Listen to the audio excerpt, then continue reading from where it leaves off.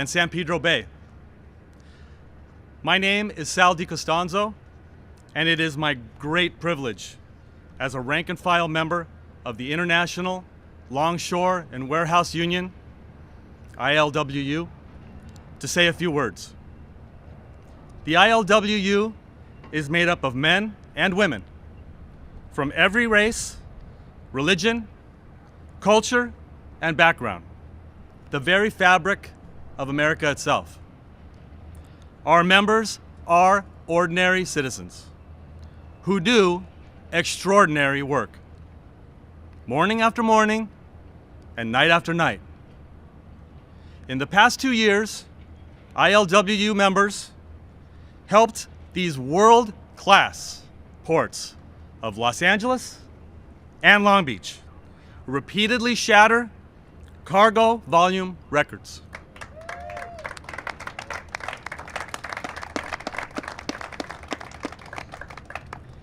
In 2021, despite unprecedented obstacles, over 20 million TEUs crossed these docks.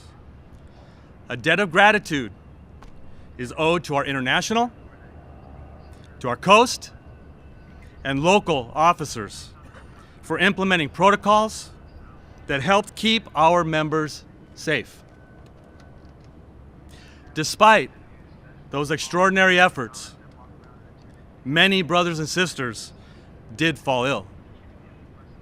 Some severely, some with lasting consequences. And too many paid the ultimate price. May we take a moment of silence in their honor, please.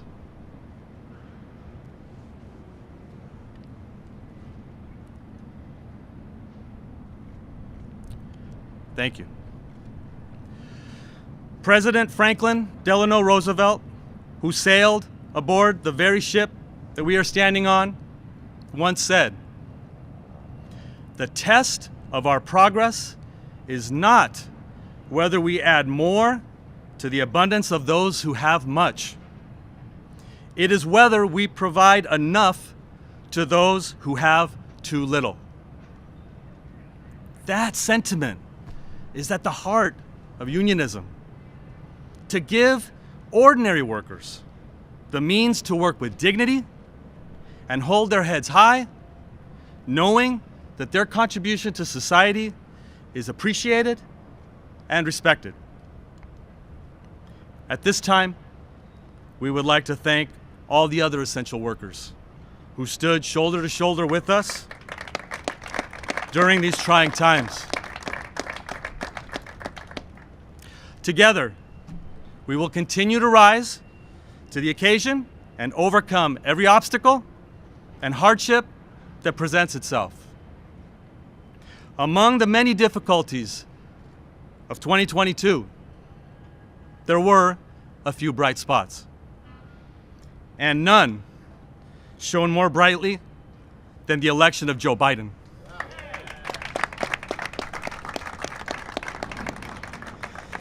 The men and women of the ILWU are grateful for his courageous leadership here and abroad, his commitment to strengthening the role of labor within the economy, and for upholding justice and democracy at every opportunity. Without further ado, it is my distinct honor to introduce the 46th President of the United States, Joe Biden.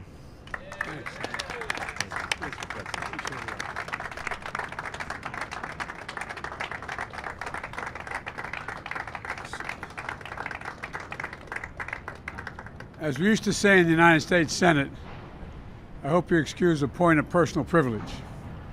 But I think that Sal must be related closely to my good friend from Holy Rosary High School in Claymont, Mike DiCostanzo. You think I'm kidding? I'm not. I tell you what. But anyway, thank you, Sal. Look, everybody, before I begin, I want to say a few words very briefly about the January 6th hearings that were highlighted last night.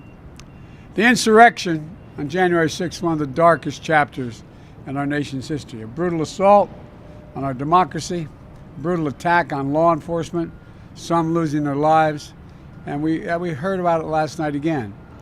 It's important to the American people to understand what truly happened and to understand that the same forces that led January 6th remain at work today. It's about our democracy itself.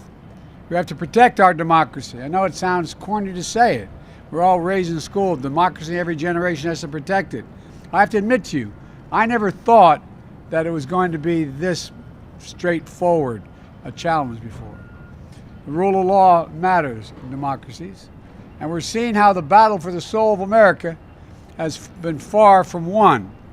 But I know together, and I mean this, we can unite and defend this nation, Democrat and Republican, and allow no one to place a dagger at the throat of our democracy. That's what those hearings are all about. You're going to hear a lot more. I didn't get to watch them last night because I was doing other business. But I tell you what, there's a lot going on. Now look, to the reason I'm here, thank you, Sal, and thanks to Gene in the Port of Los Angeles as well. Mario, thank you for Port of Long Beach, and thank Mayor Garcetti of Los Angeles and the Mayor of Long Beach, who I expect is soon going to be the Congressman from Long Beach. The way it looks like. You guys did a heck of a job when I came out here a couple years ago to try to get things moving.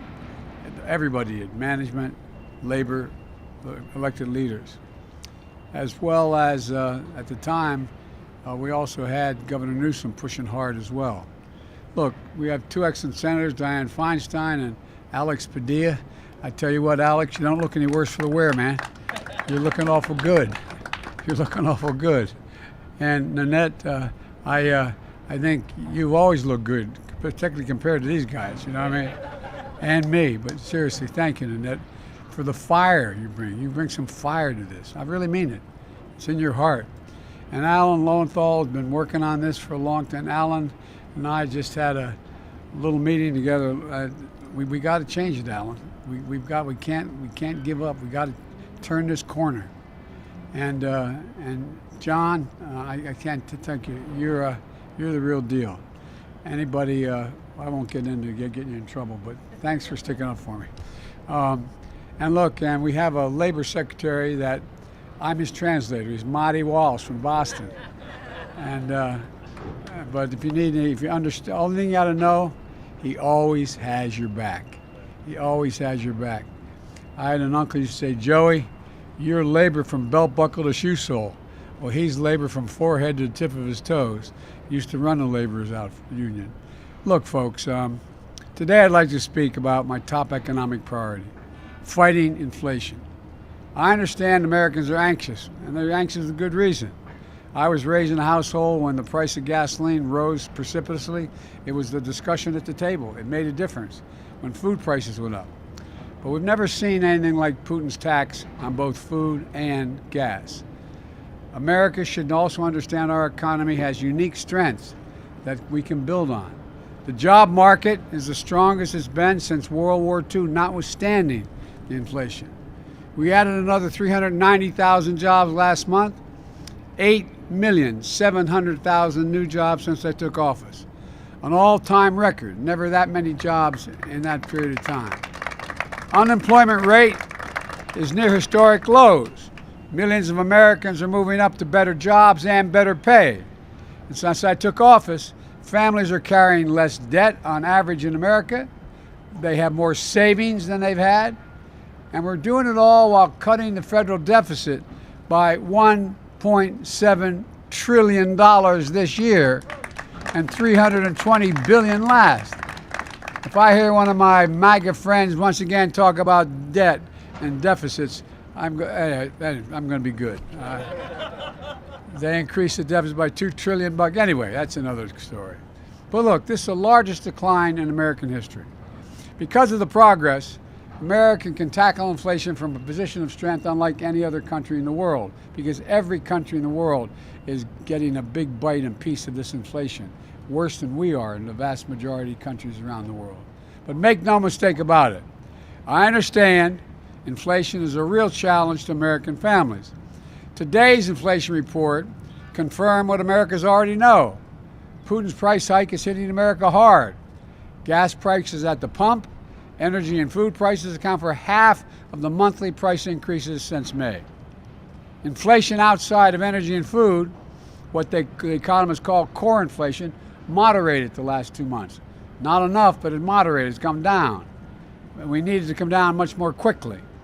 My administration is going to continue everything we can to lower the prices to the American people, and the Congress has to act, and they have been of late. One of the key ways to fight inflation is by lowering the cost of moving goods through the supply chain. When I first started talking about the supply chain, when I came here well over a year ago, the American people understandably wondered, supply chain, well, I mean, that's not a usual part of their jargon every day. But they understand it fully now. They understand it. If you can't get the material needed to build a product you're building, whether it's an automobile or whatever it is, it makes it difficult to be able to move, and that's called the supply chain. That's why I've been focused on ports. Last fall, ports around the world were congested due to disruptions caused by the pandemic.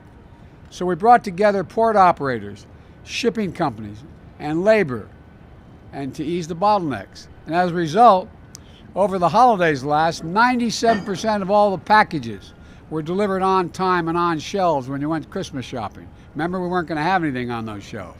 You all did it. No, not a joke. You did it. On time with minimal delays.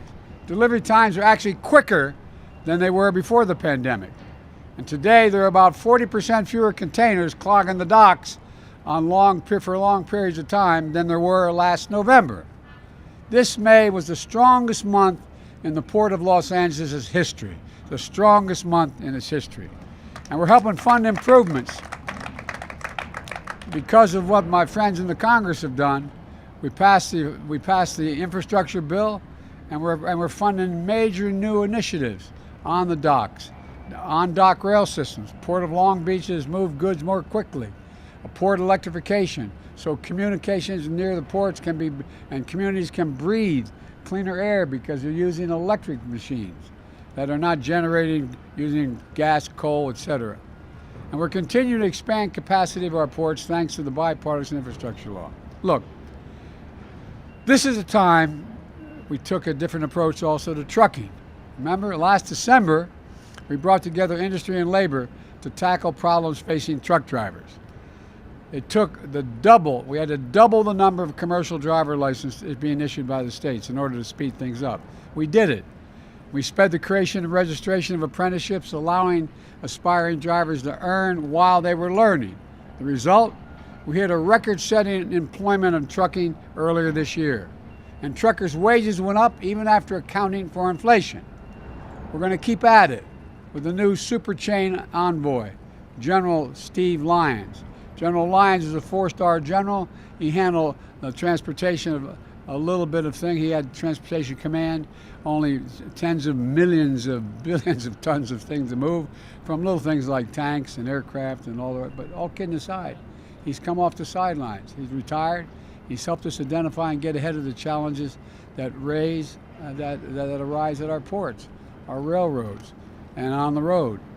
This is about reducing costs for families. You know, I have to admit to you, a lot of us elected officials have been in office for a while. Every once in a while, something you learn makes you viscerally angry. Like if you had the person in front of you, you'd want to pop them. No, I really mean it. There are nine major ocean line shipping companies that ship from Asia to the United States. 9. They form 3 consortia. These companies have raised their prices by as much as 1,000%. So everything coming from Asia, they get 90-some% of it, the stuff coming from Asia. They've raised it by 1,000%. That's why I called on Congress to crack down on their foreign-owned shipping companies that raise their prices while raking in just last year $190 billion in profit, a 7-fold increase in 1 year. 7-fold increase, $190 billion.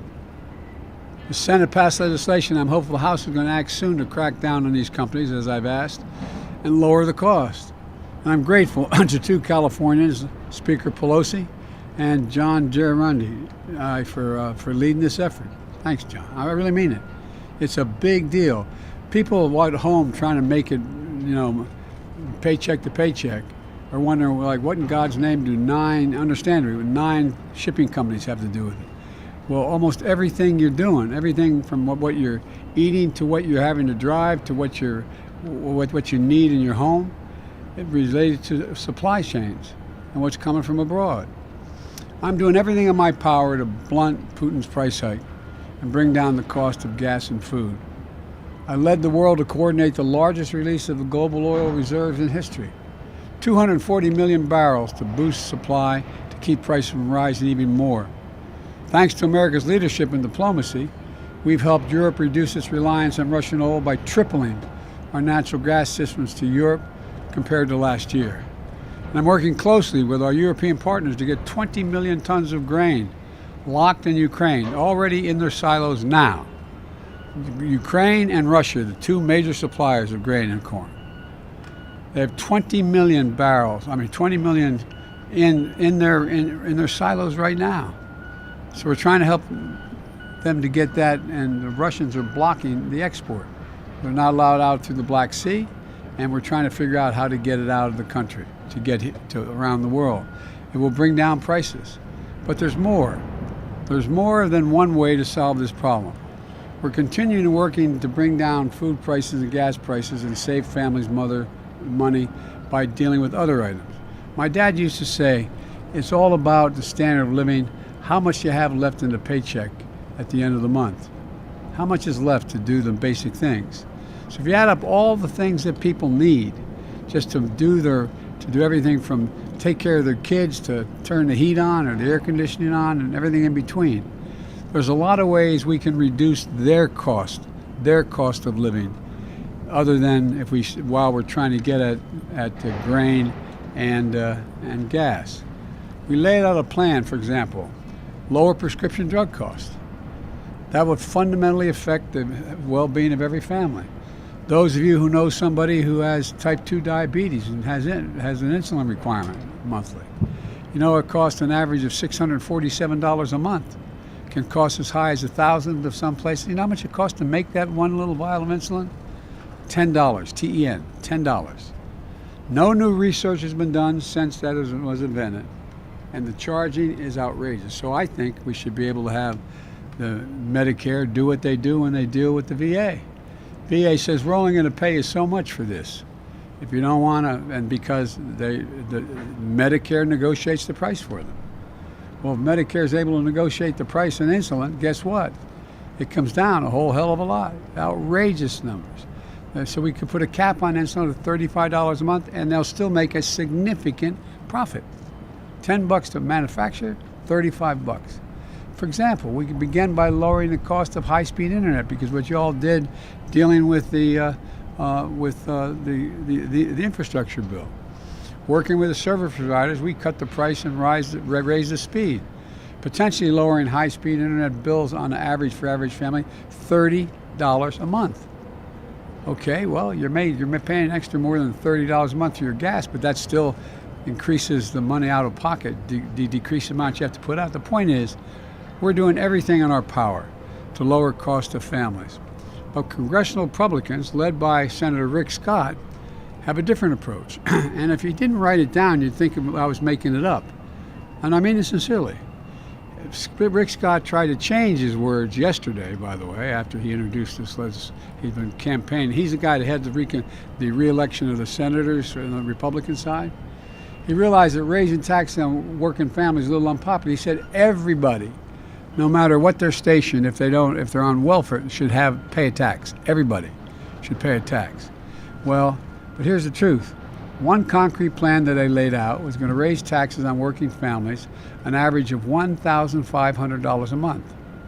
While we have 54 corporations out there didn't pay any tax the last 2 years and made $40 billion. They don't want to tax them at all. They don't want to tax billionaires are literally paying a lower tax rate than longshoremen are paying. literally on a percentage basis. So he hasn't walked back from his plans on health care. He says what we have to do, now that we finally got the Affordable Care Act functioning and the prices down, an average of $400 for people, he wants to eliminate it. Again, they're back at wanting to eliminate it again. So, and by the way, the one that's the best thing that the Republicans are pushing now in the re-election is that they think that Medicare, I'm not making this up, go online, look, Medicare, Social Security, and Medicaid go on the chopping block every 5 years. What that means is at the end of 5 years, they go out of existence unless they're affirmatively voted back into existence. Every 5 years. Medicare, Social Security, Medicaid. And they forget, people paid for their Social Security. They paid for it. And you know what's going to happen? People say, well, they'll never eliminate it all, but what they'll do, they'll be able to pick it apart. They'll be able to cut it back. That's the whole objective. And folks, you know, it's not right. It's simply not right. And I disagree. And that's what, look, this is not your father's Republican Party. This is a different deal. It really is. I've worked with a lot of honorable Republicans, very conservative Republicans over the year when I was a senator. But this is the MAGA gang. This is the MAGA crowd. I really mean it. They have a fundamentally different view of the role of government and who should pay what. And I'm going to work with anyone, Democrat, Republican, Independent, to deliver real solutions for families. Look, because of the strong foundation we built, we're better positioned than just about any country in the world to overcome the global inflation we're seeing and to take the next step towards forming a historic recovery and a new moment. And I count recovery as going from where we are today in terms of the economy to stability, to make it stable. It is strong as can be, but for inflation, but for gas and food. And look, we have to keep coming together to find common ground to solve problems like we've done in the ports and in trucking. We continue to build the extraordinary progress we've made. So we got to continue building this economy from the bottom up and the middle out. And I mean that literally. I am so sick and tired of trickle-down economics. It does not work. When the middle class is doing well, and they do well because of labor, when the middle class is doing well, the poor have a way up, and the wealthy do very, very well. They have never been hurt when the middle class is doing well. Never, never. So it's about time we start to regather and remember who we are and get a lot of this done. But there's no better place to start in it than right here in the port and letting those 9 foreign shippers understand the ripoff is over. Thank you. Thanks. All right.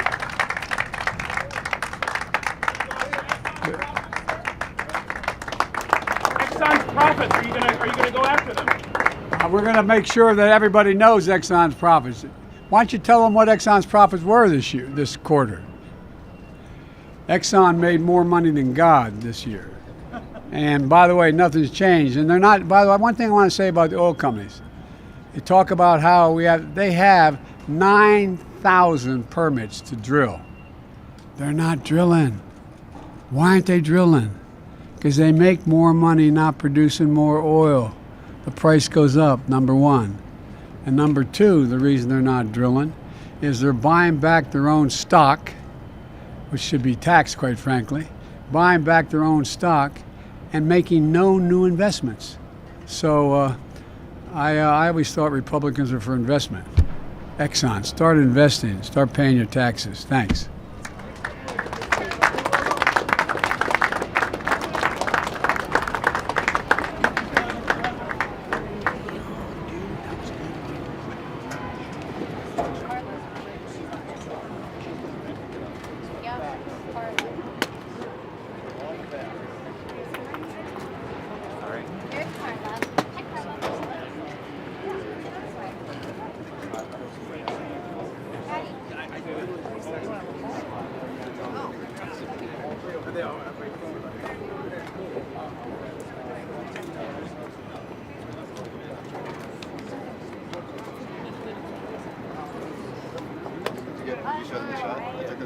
Good seeing you, bro.